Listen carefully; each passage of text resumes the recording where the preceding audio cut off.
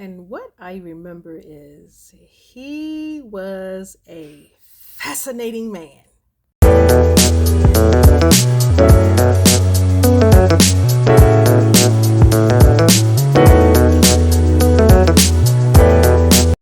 Hey everybody, we on the countdown to my birthday. Yes, we are. Oh, that was so spur of the moment. But hey, how y'all doing? How you percolating? So here we are, December 22nd. And let me see.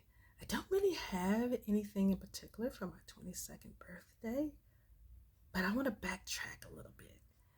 I want to talk about when I was somewhere between 4 and 6 years old for those birthdays. I'm just going to include all three numbers because I don't remember exactly which one it is. I want to say 5.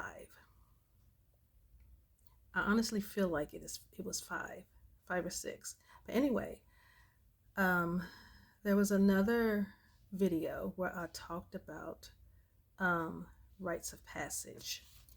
And so for me, one of the rites of passage, especially, well, on both sides of my family, was to tap into our musical inclinations, if that's a thing. So our musical abilities, that's what I'm trying to say. That's what I'm trying to say. So I come from family who are very musically inclined, a lot of talent on both sides of my family. There are recording artists on both sides. Um, so mostly gospel. On my mother's side, we do have some that were artists that were outside the church as well, but most everybody within the church, and there's a lot of it. And both my grandmothers had pianos in their homes, and I used to play with them. And they used to put me on the stool beside them. Well, I was 5, and they figured it was time for me to go get my lessons.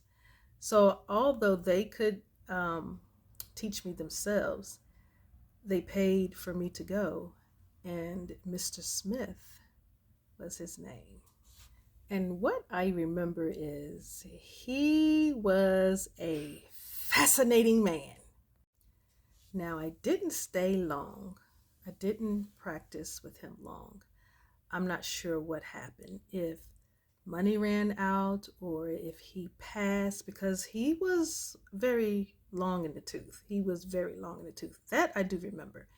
I remember him being tall, slender, dark skin, but he was a nice looking man. He was a nice looking man. Very patient, very intuitive is what I remember, because he was saying, "Oh, you're one of the children that can close your eyes and do this." I remember those words.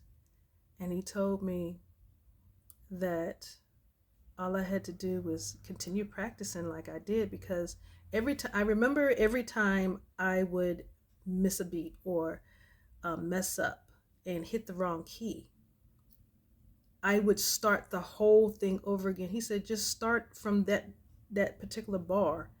And I was still learning the language because I was only 5 years old. And but in my head, it was important to start the whole thing over, pay more attention to the area where I made the mistake, and then work on it. Because I am, and I'm still that way today. I'm not the type of person who can just start from where you messed up. It's important for me to go all the way back from the beginning so I can notice what happened, what occurred. Was there something that started coming my way or whatever, that caused this interruption or caused me to miss a beat? And it's not just with music, that's with anything in my life. Um, that's just how I process. And it's best for me to do it the way I process, because I'm never going to get to the bottom of it until I do. Now, I don't play anymore. I have not played the piano since I was 15 years old. So it will be 40 years. My 55th birthday, it will be 40 years since I've played the piano. I have no idea what that would look like if I even sat in front of one. But I do still write. I still will write poetry. I still write music.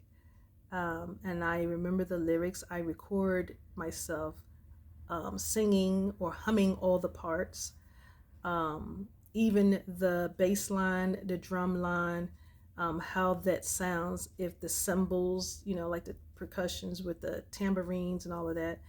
Um, I know what that sounds like, and I record all of that. So at some point in my life, I am going to get back to doing something about that. I will probably not play the piano, but I will, because I have people in my family who are recording artists and producers. I have some who are producers. Um, they know what to do with the sounds that I hear, because I hear sounds all the time. This is why sound is very important to me. When I deal with people, I deal with their sound. I don't even, what they say to me means nothing. It doesn't make a difference if it's positive or negative. It's the sound I hear as they are saying those words to me. That's what's important.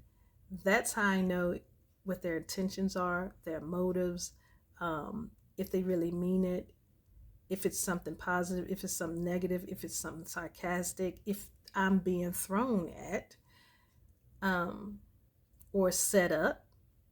I can tell all of that through sound. That works well for me. So, yeah, that's a little bit of Granny that you didn't know. Now you do.